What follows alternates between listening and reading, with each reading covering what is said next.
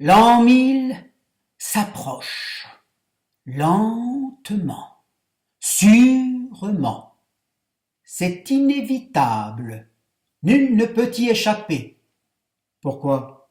L'an 1000 ferait-il peur? Oh, il y a bien des esprits zélés pour y déceler d'inquiétants présages, synonymes de jugement dernier, de Dernier soir.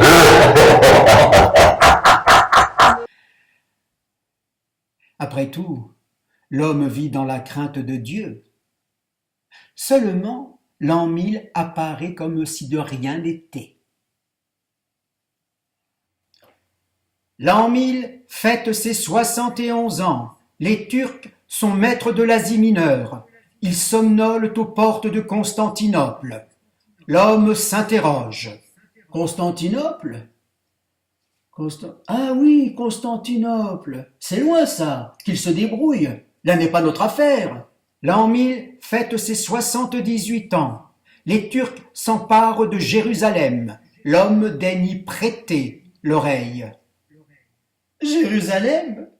Jésus-Christ prisonnier des infidèles? Que fait le pape? Que font nos seigneurs? Que pouvons-nous faire? Pour mémoire, lectrice, lecteur, il fut un empire, le plus grand, le plus ancien, le plus puissant de tous les États chrétiens.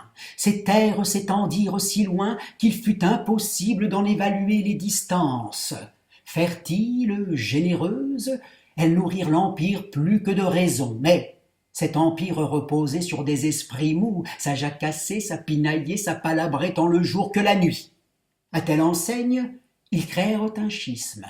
Oui, un schisme. Voilà où leur joute verbale les menait.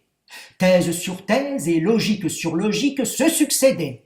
Et, pendant qu'ils rivalisèrent en invectives, en insultes et autres papotages divers, des peuples armés venus de l'Ouest et surtout de l'Est profitèrent de leurs querelles futiles et stériles pour s'emparer de leurs immenses terres fertiles. Thèses et logiques se turent. Place aux pleurs et aux lamentations. Priez, priez, priez, c'est une catastrophe. Oui, c'est ça, prions. Hé, levez-vous, réagissez, prenez les armes. Il est hors de question. Dans leurs écrits, nous pouvons lire « La destruction d'un homme constitue un meurtre ». En soi, ils répugnèrent à combattre d'autres chrétiens. Louable comportement, j'en conviens, mais ces envahisseurs venus de l'Est annonçaient une autre actualité. Ils n'étaient pas chrétiens.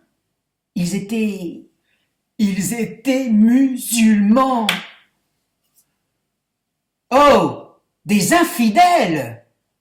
Peu importe, ils répugnèrent de les combattre.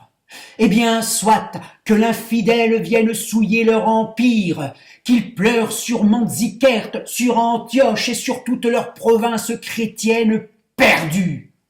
Mais l'homme chrétien pleure sur Jérusalem, larmes légitimes et douloureuses. L'an 1000 célèbre ses 95 ans. Le chef apostolique du siège de Rome, Urbain, deuxième du nom, convoque au 18e jour de novembre, à Clermont, en pays d'Auvergne, des évêques, des abbés, des laïcs, venus de tout le monde chrétien. Au 27e jour de novembre, le pape terrifie, bouleverse, ébranle la chrétienté. Oui, l'an 1000 annonçait bien une catastrophe. Le jugement dernier, le dernier soir, la fin du monde avait 95 ans de retard.